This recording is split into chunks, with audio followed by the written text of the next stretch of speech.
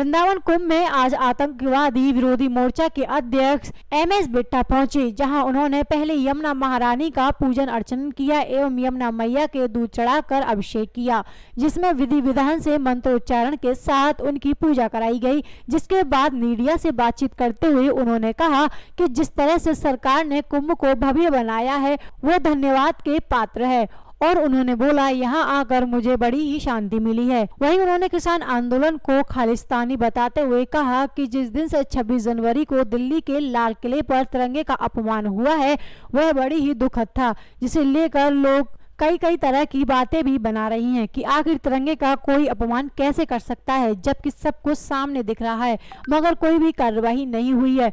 मेरे लिए देश और तिरंगा पहले है, उसके बाद हम रेत में रहने वाले कीड़े मकोड़े की बात करते हैं। दबाव में आज कुंभ में स्नान किया, आपने क्या कहेंगे?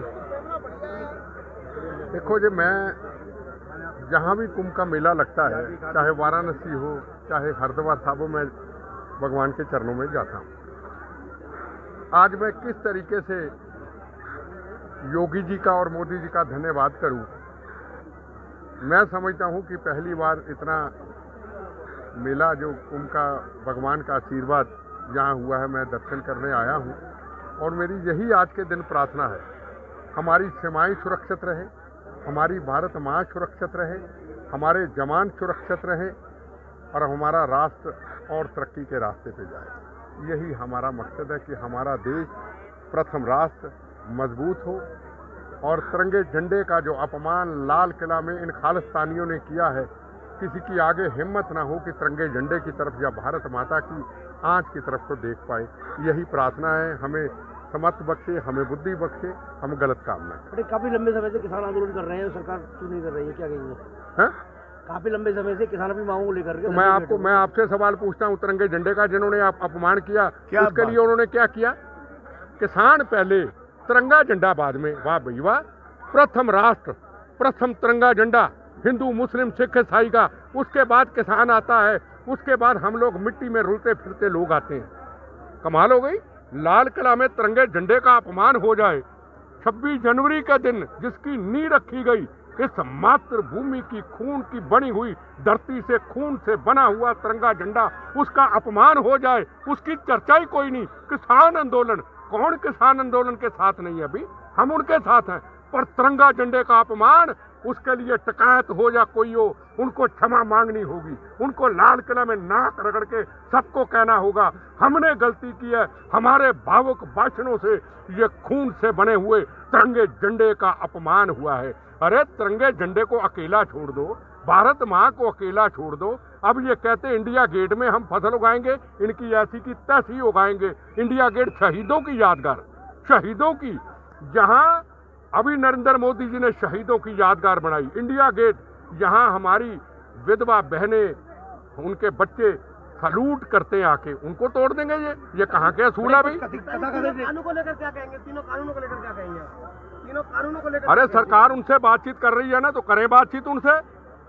हमारा मतलब देखो, तिरंगा झंडा भैया, आप मैं बड़े से बड़ा को आदमी मिट्टी में रुलता फिरता है, तिरंगे झंडे का अपमान हुआ, पहले उनकी सब क्षमा मांगे। क्या वहां क्षमा मांगेंगे? तिरंगे झंडे का अपमान हुआ है, तिरंगे झंडे को आप भी ऐसे समझ रहे हैं, मैं भी ऐसे समझ रहा हूँ, सब पब्लिक ऐसे समझ रही। तिरंगे झंडे की तो यार को बात ही नहीं कर रहा, बुरा ना माना। तिरंगा झंडा हमारा सबसे शान इज्जत है, हमारी पगड़ी है तिरंगा झंडा। बेटा, कुछ कथित नेता जो किसानों नेता बन रहे हैं, 3 सितारा होटलों में आराम कर रहे हैं, क्या 3 स्टार होटल में आराम कर रहे हैं? क्या किसानों के जो नेता बन रहे हैं अपने आप में, किसानों के नेता बनने वाले लोग होटलों में जा रहे हैं? देखो जी, हमने क्या लेना किसी से, हम राजनीति करते नहीं। तिरंगे झंडे की बात करें, हम राजनीति की बात क्यों करें? तिरंगे झंडे का अपमान हुआ, क्या उसके लिए शिकायत ने माफी मांगी? क्या तिरंगे झंडे का अपमान हुआ? क्या किसी पॉलिटिकल पार्टी ने माफी मांगी? हर आदमी उस तरफ चल रहा है। इसका मतलब हम 2 फसली पॉलिसी चल रहे हैं। तिरंगा झंडा किसी पॉलिटिकल पार्टी का नहीं, तिरंगा झंडा हिंदुस्तान के खून से बने हुए शहीदों का तिरंगा झंडा है। तिरंगा झंडा हिंदुस्तान की दुनिया में एक पहचान है कि ये भारत माँ है।